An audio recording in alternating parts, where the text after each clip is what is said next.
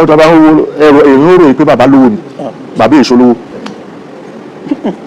bẹ́ẹ̀ ni àgọ́ èèyàn ló máa rí bàbá lólówó níjọ́ mi wọ́n jáde ńlé tí ò ní sí nǹkan kan.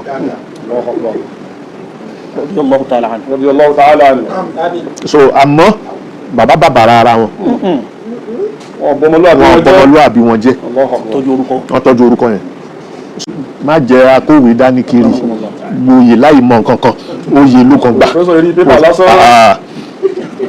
Torí lágbàlá mu jùlọ kìnìkan mu jùlọ èmi ni wòlíì èmi ni ẹni ọlọ́run èmi ni kìnìkan ó ń destroy nǹkan ni kò lè mú yín lálàáfíà ẹ fi jìjọ wà fún relationship lágbájá mo mọ̀ lágbájá afẹ́ láṣepọ̀ afẹ́ ní kíní. Respect matters more than love. Ọ̀rọ̀ gidi respect yẹ ju kó ló nífẹ̀ẹ́ lásán lọ. Listen more than you speak. Tẹ́tí mọ́ agbọ́ ọ̀rọ̀ ju kó lóhùn sọ lọ. Ẹlòmíì tó bá dákẹ́ báyìí ibẹ̀ wọ́n àwọn èèyàn ti máa wí pé ó burú kì í rẹ́rìn kì í ṣe nǹkan tó ń wò ló dẹ̀ listen sí ó pọ̀ ju nǹkan tó ń sọ lọ. Understanding keeps relationships alive. Sórí kò ká gbọ́rọ̀ ẹni yé ló lè mú sílà àṣepọ̀ ló lè mú ṣẹ́kù. Ego slowly to destroy them. Sórí lágbàlá mu jùlọ kìnìkan mu jùlọ èmi ni wòlíì èmi ni ẹni ọlọ́run èmi ni kìnìkan ó ń destroy nǹkan ni kò lè mú yín lálàáfíà tẹ́ fi jìjọ wà kẹ́ ní relationship. Never take love for granted. Má mú fẹ́ ló ipe lágbájá ń fẹ́ràn ẹ̀ lágbájá ń fẹ́ràn ẹ̀ má mú fún granted o. Tó bá ti fojú wo wípé ó fẹ́ràn mi ó ń ṣe kínní ni tí wọ́n wá fojú fẹ́ yẹn láre. What you ignore today you may lose forever.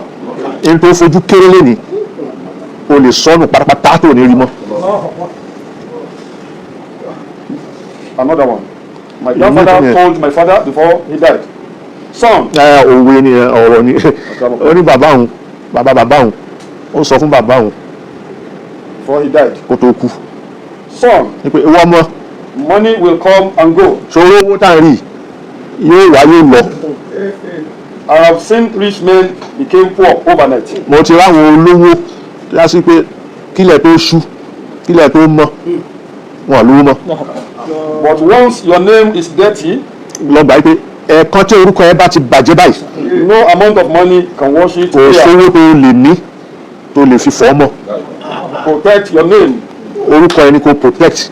It will open doors money never can. Orúkọ yẹn dignity tó ní yóò ṣílẹ̀kùn fún ẹ tí owó ò lè ṣí. Irú àwọn ẹlẹ́kùn yìí òun lọ́lọ́run sí fún Mọ̀lánà Sheikh Adam. Bẹ́ẹ̀ni. Orúkọ wọn kárí gbogbo ayé àlékún gẹ̀ kọ́nà kọ́ bá sí fún bàbá Mọ̀lánà. Bàbá wo bàbá ń wá ọ̀tọ̀ bá ń wo èèyàn rò pé bàbá lówó ni bàbá èso lówó. Bẹ́ẹ̀ni. Àgọ́ èèyàn ló máa rí bàbá lólówó. Níjọ́ mi wọ́n jáde ńlé tí ò ní sí nǹkan kan.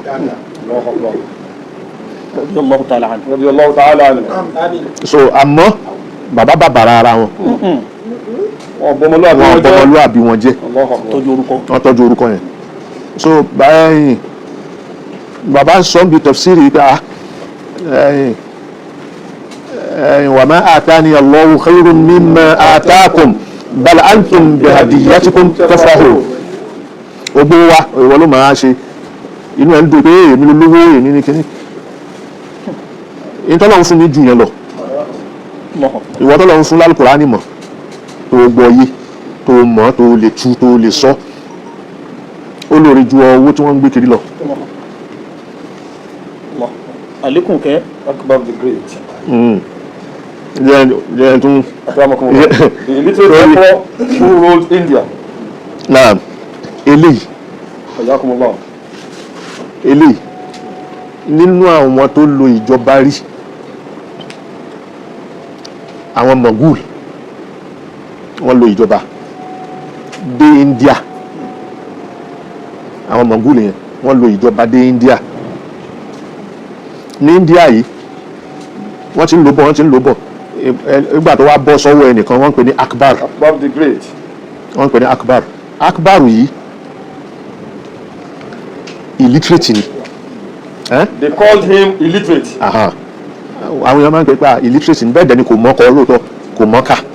But he ruled one of the greatest empires. ẹ̀sùn máa sọ pé ebi headmaster ni, ebi JSS lónìí,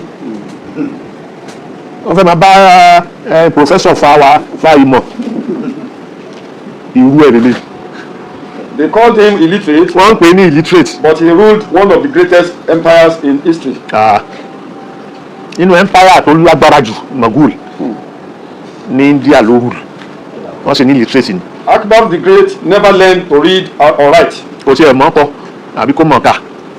Yet he outsmarted scholars, generals and kings. Ṣé wàá rí gbogbo àwọn tó láwọn ká kiri yẹn yóò fẹ̀yìn wọn náà lẹ́nu.